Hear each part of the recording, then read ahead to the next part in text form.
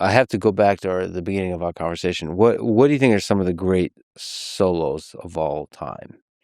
Can we put a few into consideration? You have a great list on top 20 rock guitar solos of all time. Yeah, so I put Comfortably Numb as my favorite, as my top one. Yeah, on that day, right? On that day. Yeah. Right. Now, the day later, I would have said it's the second solo.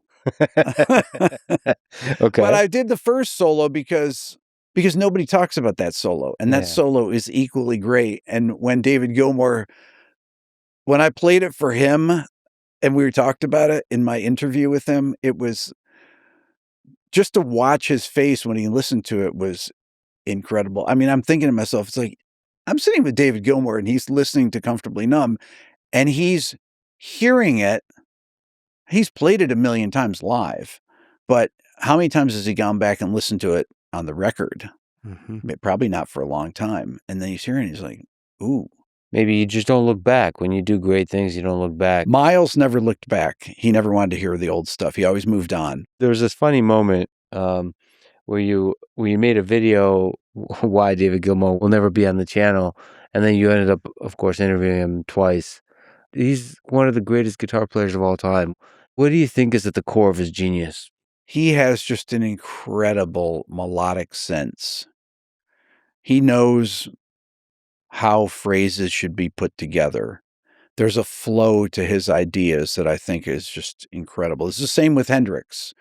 This flow, how one idea leads to the next, how there's space between them. It's just like speaking. That's what I read about Miles Davis, is he was very good at understanding tempo and the value of silence. Yes. And I think David Gilmour doesn't always play fast. Right. But he does a lot with less. Yes. And then some of that is also on the more technical side, probably the tone of the...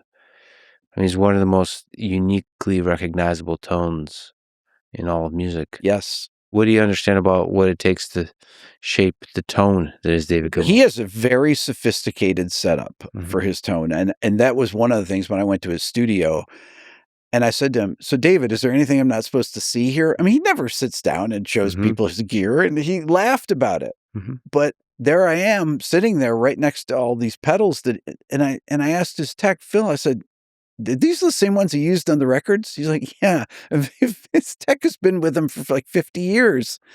And I mean, the exact ones, yes. It's just hard to imagine that those things still, of course, though, he's just kept it. Yeah, this is his Vincent Echo that he played through, and this is this, these are all the same effects pedals. And wait, is this the same high watt amp? Yeah. Is this the same? Yes.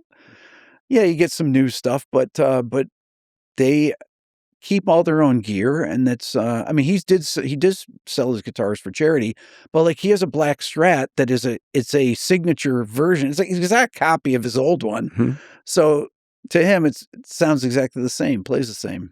Well, of course, they converge towards that kind of hardware, but there's so many tiny details over the years. You see the final result of it, but there's a journey there of exploring. And of course, he's not doing any soft, like no emulation, no amp. He does do emulation, actually. He does. He has this thing, and I asked him in the first interview about this. There's a little rack thing that I had heard that he used, but I asked him for sure. It's called the Zoom 9030. I put out a short where he talks about it. I said, so that Zoom 9030, is that a real thing? Because I've read about it. He's like, yeah.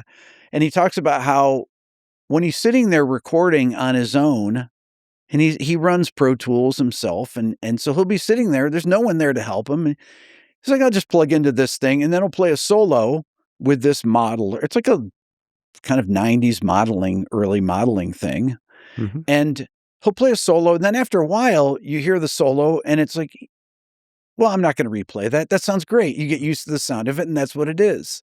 So people always talk about, oh, well, he couldn't have used that. He's recording through an amp, and because it sounds great. And then he's like, yeah. So that's what I use. And then I have the video of it right there, and it has his presets, DG1 and DG2 and, whatever. What's your process for preparing for interviews like that? You've done a few legendary people. I never prepare for interviews because I ask people things that I'm interested in knowing. So just letting your curiosity just pull Yes. you forward. And I can think of 100 questions to ask David Gilmour. But I always ask my questions based on what they say to me. Yeah. So, but I do make a playlist of songs that I want to talk about. Mm-hmm. So that kind of guides me, is that because I want to make sure that there's specific things that I need to play so that you can jog his memory. Because anytime you play something that somebody recorded even 50 years ago, they'll remember. If they don't remember the exact specifics, that brings it to life to them again, and they can kind of piece together some aspects about it, and they can really talk. He can talk about the phrasing and the kind of melodic direction of things like that. So there's a lot of tiny details that go into a particular song, whether it's on the production or how it's played or how it's composed, all that kind of stuff. And you don't know what those are ahead of time. No. You just know the song, and you just are looking to jog their memory, and maybe your own curiosity of like, how did you do this, or what this sound or that. You make it look easy, but you have to have a depth of knowledge. You're saying you don't prepare. I have an incredibly good memory. Exactly. That's what it is. It's that I can remember when records came out, who produced them, where they recorded them, who was the engineer, what songs are on it. And not only that, but the people I'm interviewing know that I can play all the parts of all the instruments because I've done breakdowns of their songs, which is why I get the interviews with them in the first place, really. But the actual, like, the skill of the interview, the thing you're not saying, the preparation, is the you young listening to bebop. That's right. It's the background knowledge. It's the soul carrying with you, being able to radiate the love of the soul of music. I will say this, Lex, is that the other thing is that most of these people have a really good sense of humor. When the first time I interviewed David in New York, my brother John came along, and he is a massive David Gilmour fan. That's his biggest influence as a guitar player. And so he said, "You're interviewing David Gilmour? Oh, I'm coming." I was like, "All right, come on down." So my brother John's standing about 5 feet away, and John is a sales guy, but great guitar player. So John's like, I was like, "This is John. This is David. This is my brother John.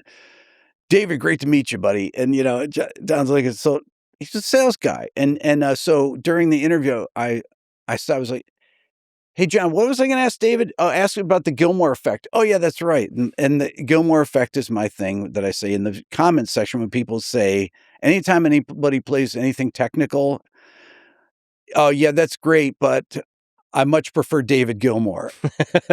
And so I always call it the Gilmour effect. Anytime I have like Yngwie Malmsteen, anybody that has chops that I interview, the negative comments are always, "Well, I prefer David Gilmour." And I said that, I told David that. He's like, "Well, maybe they should keep their opinions to themselves." Yeah, a lot of these folks have really wonderful personalities with a trusted person to be able to reveal that personality. So Comfortably Numb at the top on that day. What else is up there? Stairway to Heaven. Hey Joe. What in that list? Your top Hendrix solo was Hey Joe. It's the first guitar solo I ever learned, so I had to put it on there. So I don't necessarily do these I do those in kind of how important they are to me and my development. So there's always a biographical component to these lists.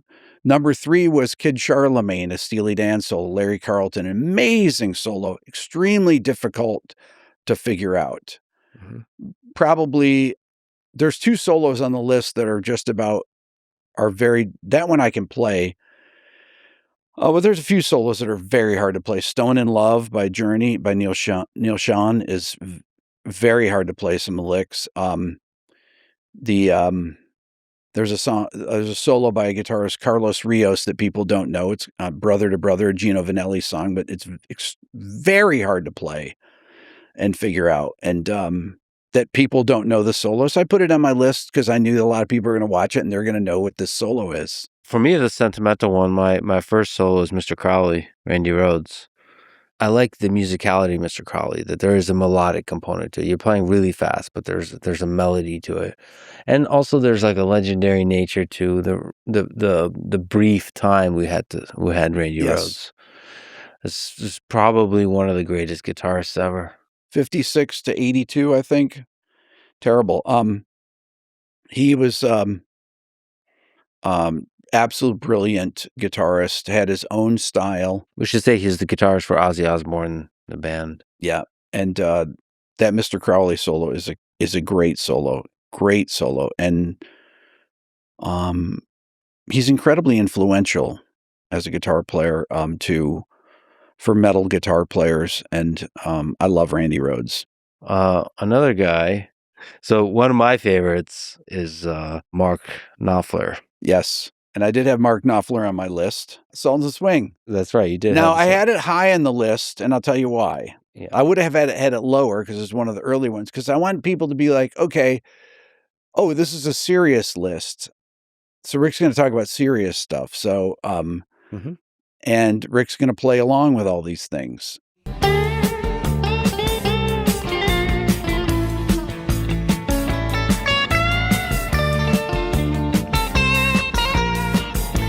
So I wanted to kind of state that at the beginning of the video. I mean, I made the video in one day to do 20 solos. I think I played 19 of them, but the heart solo that I had on there, Nancy Wilson, I played the video of. And I tried to get a couple of my friends to play the Ice Cream Man Van Halen solo. So I called Dweezil Zappa, and I was like, Dweezil, can you play the Ice Cream Man solo? I'm making a video about it. He's like, oh, I'd have to practice that. And I called my friend Phil X, who's an amazing guitar player. And he's like, no, I'd have to practice that. I was like, come on, man, can't let me play Ice Cream Man? The opening lick of Ice Cream Man that he plays is very hard to play because it's an incredibly long stretch. And it hurt my fingers to do. And Eddie would turn his guitar up like this to play. And plus it's a tricky rhythm. And it's such a big stretch. It's like, man, that hurts my hand. I just love that that's the Van Halen solo you have. The top 20. See, I have to do some. Yeah. There's so many Van Halen. My God, it could be, I could pick 25 different Van Halen solos. But to me, I mean, there really is nobody like Mark Knopfler. I mean, there's this unique guitarist. There's something about his tone. Speaking of Gilmour, there's just the tone, the care, the timing of the notes, his improvisation, like the live performances of Sultan of Swing that's been actually going like somewhat viral around recently. His pretty old live performance of Sultans of Swing. For me, Brothers in Arms, these kind of soulful, mournful type of solos he does really, really well. Also, the interesting instrumentation of Romeo and Juliet. Just so many. It's truly one of the greats. Now, obviously, the intro to Money for Nothing is one of the greatest. Almost impossible to recreate that because of the sound is so unique and it's just improvised. It's so cool. Yeah. There's certain songs like Europa by Santana. Santana can have that tone too. Yeah. That Mark Knopfler makes me really, just how clean it is. I think he beats B.B. King in my book in terms of the cleanness of just pure beauty of a single note. Like a power of a single note. I don't know anybody who beats Mark Knopfler. Well, that thing about being able to recognize somebody from a note. Yeah. You know? Yeah. When I hear Brian May, I can immediately recognize it's Brian May. It's incredibly melodic, the tone that he has. Gilmour, Hendrix, everyone that we're talking about, Van Halen, it's just, they have that one note. It's like, oh, I know who that is. And that's why we're talking about him. That'd be funny. That'd be a good video. B.B. King, you hear one note. As a test of like, how quickly can you recognize just a solo starts playing? That's a great, I'm going to make that video tomorrow. Lex, the day after tomorrow, you'll see it. I would love to see that. Can you recognize these players by one note? By one note. Yeah. I think I think we're being a little too aggressive with that. I think you need like 2 or 3 or No, 4 no, or no, no. 5 I notes. guarantee you. So I was going to do a video last week where I was going to play songs in reverse. Okay. See if you can recognize these songs in reverse. And I had my 2 assistants come in. It's like, do you know what song that is? They're like, oh, that's Adele. Like, what? Then they're like, oh, that's Nirvana. Instantly they could recognize, like, well, that's not worth making. I said, yeah, it's so obvious. You hear the tone of the voice backwards, forwards, it doesn't matter. You know who it is. Okay. So it's about the tone. Yeah. How could you possibly know from a single note? I guess Van Halen you can. One note of a BB King's vibrato you could know. What I'll do is I would separate the guitars. I can actually separate the tracks, and I'll just play one note. You think you can, from a single vibrato you can know it's BB King? Yes. Well, we'll see. Put it on record. I'm skeptical. I'll do 20 of them. Can you recognize these guitarists from a single note? Could you recognize Stevie Ray Vaughan? Absolutely. Versus Eric Clapton? Yeah. All right. You might be right.